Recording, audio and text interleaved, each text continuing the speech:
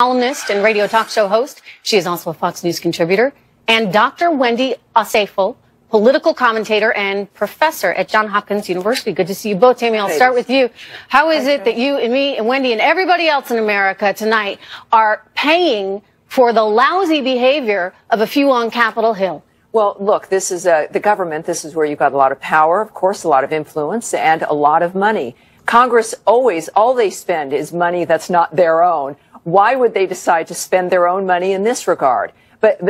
We see this as a kind of course, whether they waste our money or in this kind of a case, protect themselves using it. But I do find it rather amusing that suddenly everyone in Congress, or a few at least, are really outraged about the fact that this has been going on. This has been going on since at least 1995. So they know that this is how it's been 20 years. What was suddenly wrong with using taxpayer money versus 10, 20 years ago when they knew it was happening?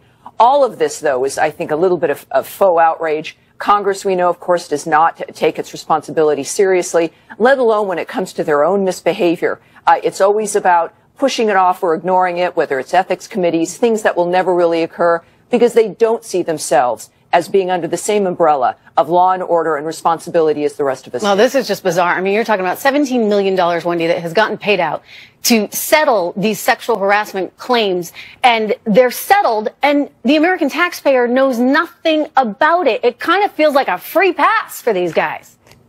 Absolutely, it does feel like a free pass, but what we're looking at here is a systemic issue of power and privilege within our society. Whether we're looking at Conyers, we're looking at Franklin, we're looking at Moore or George H.W. Bush, these are men who have been accused of sexual misconduct. But this is what's really important here. The chambers has continued to look at their harassment policy, and we as taxpayers should say we need to put in checks and balances in that harassment policy that speaks to issues like this, because what can no longer happen is taxpayers can no longer continue to bankroll sexually predatory behavior by officials which we elected. That has to stop today. Well, you know, look, they're talking about putting in classes. It seems to me kind of amazing that anybody needs a class in this stuff, but that's where we are today. And you know what?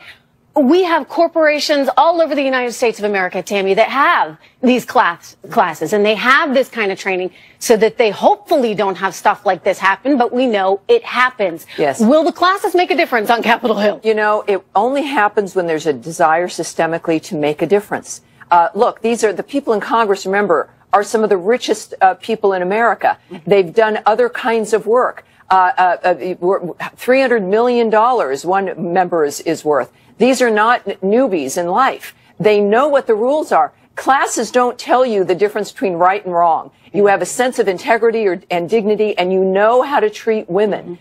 That becomes the issue. Why is it, and it is systemic, I agree with my sister here on the other side, that this is a cultural dynamic, and you notice when there's unlimited power and money, like in Hollywood, like in journalism, and, of course, in Congress. It's interesting, isn't it? When you have billions of dollars and extraordinary power, but it's also in other industries at different kinds of levels. But as a society, this conversation has to happen so that other women know that you are not alone, and so that men who have thought, because it has been normal for so long, that maybe this is just normal life. I think a lot of men are getting an education that it's not normal any longer. Important that that happens. It's important for every woman in America. It's important for every man in America and any father of daughters. I've got two little girls myself, and I think I want to make sure that they, when they go into the workforce, don't have to experience any of that I keep hearing about. Let me ask you about this one.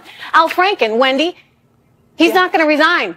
He's not going anywhere. In fact, he wants to convince everyone in Minnesota that he should be elected again, despite. Can we show the photo again? I mean, this is so disgusting what he did to a woman who is sound asleep. You see it there. I don't want to describe it. You see it.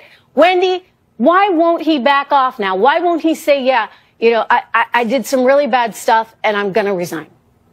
Well, this goes to that behavior again, this sense of entitlement. He's not going to resign, and I actually heard a retort that said, well, if he resigns, then other people who've been accused should resign. It's going back to this, like, elementary school behavior where it's like, no, you do it, no, you do it. And quite frankly, this is a bigger issue. This is about misconduct. This is about women. But let me say something here that's really important. Even though, so far he's had two women who have given back the money that he's helped them raise within their campaign, history has shown us that when men who are in these positions of power do something, it doesn't necessarily tank their career.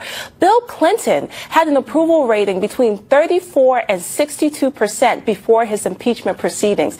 After the hearings, his approval rating went up to 74%.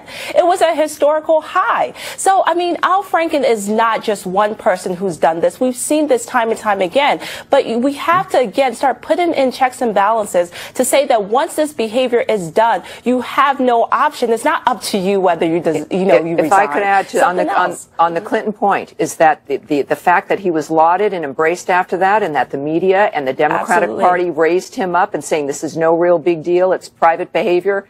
This is the chickens coming home to roost. It sent that message over the last generation that this, if you put out enough messages about the feminist agenda or women's rights, you can then do whatever you want, effectively ruining individual women's lives in the name of the collective. And I think most of us now are rejecting that notion. Yeah, well, it's such a shame. Absolutely. I never understood it at the time. I consider myself a feminist, and I've always been proud of that. Trish. But they have taken that term and they've turned it into something else. And the idea that so-called feminists would come to Bill Clinton's defense and allow that young woman to be tarred and feathered the way she was, that's just wrong. Anyway, good to see you both tonight. Thank you.